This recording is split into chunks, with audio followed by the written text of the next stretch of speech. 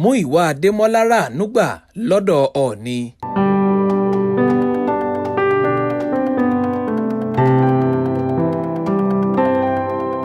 Wọ́n ní orí ẹni ní gbé aláwo ore kò ní, bẹ́ẹ̀ sì ni orúkọ ọmọ ní ìjánu ọmọ.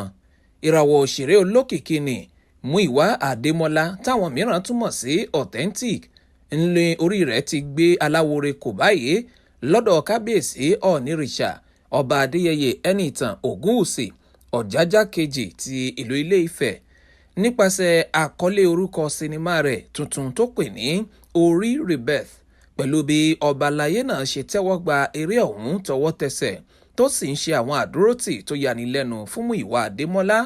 Ẹ rántí pé èyí kọ́ ni ìgbà àkọ́kọ́ tí orí adé náà yóò ṣùgbà ọ̀dọ́ tó ń ṣe dáadáa láàrin ìlú, pàápàá jùlọ lẹ́ka múlùúdùn àti ọgbọ́n inú.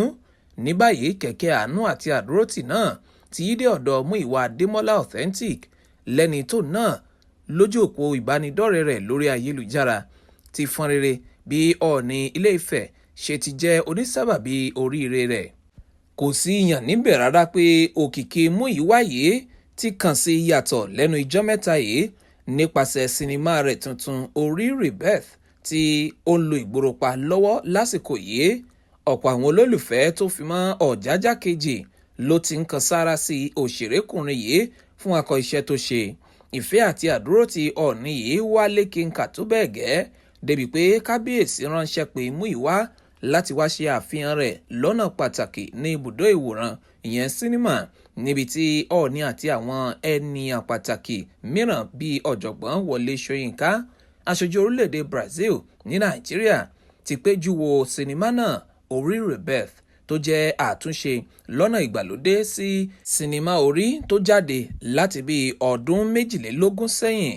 Síwájú sí i, Muyiwa tún ròyìn pé láìpẹ́ láì jìnnà pẹ̀lú ìkúnlọ́wọ́ Ọọ̀ni, sinimá Ori Rebirth yóò di wíwò káyé, pàápàá jùlọ láwọn ilẹ̀ Yorùbá mìíràn lórílẹ̀‐èdè àgbáyé bíi orílẹ̀‐èdè Brazil.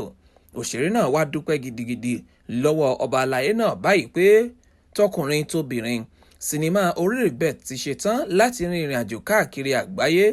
Gbogbo ènìyàn ẹ jọ̀wọ́ ẹ bá mi dúpẹ́ lọ́wọ́ àrólé Odùduwà kábíyèsí fún ìfẹ́ àti àdúrótì púpọ̀ tí wọ́n fi hàn sí mi. Ńṣe ni kábíyèsí kan ń bá mi polówó sinimá Ori Rebirth fún gbogbo ènìyàn ní ibi gbogbo.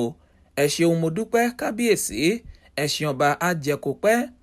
Mo dúpẹ́ lọ́wọ́ ikọ̀ tá a jọ gbé iṣẹ́ yìí jáde àti gbogbo ènìyàn tó kópa kan àbí òmíràn.